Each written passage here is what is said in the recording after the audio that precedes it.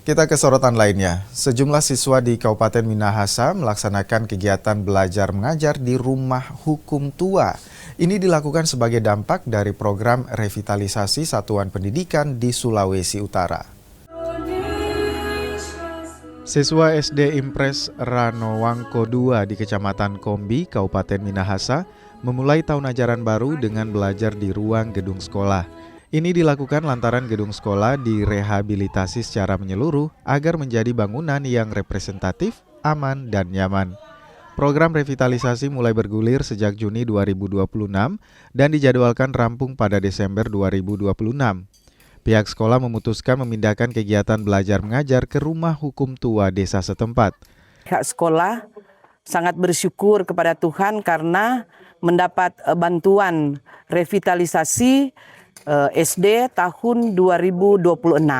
Ada beberapa menu yang akan direvitalisasi ini, yaitu pertama rehabilitasi, ada ruang kelas 1 sampai kelas 6, toilet 3 ruang tapi 1 bilik,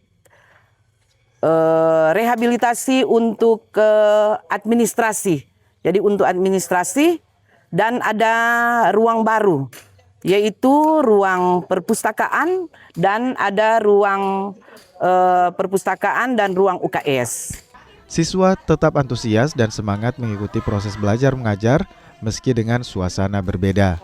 Sekolah lagi direnovasi. Orang hari pertama sekolah, bagaimana rasanya melihat dan suasananya belajar di tempat yang bukan ruang kelas? Suasananya menjadi lebih berbeda daripada di ruang kelas. Ini belajar apa? Masih sementara MPLS. Oh, MPLS. Bagaimana perasaannya belajar saat ini? Senang. Tetap semangat? Tetap.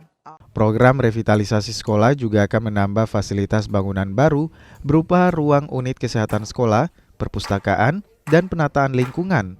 Total anggaran revitalisasi yang digunakan senilai 1,7 miliar rupiah. Yanemike Singal, Kompas TV Minahasa Utara.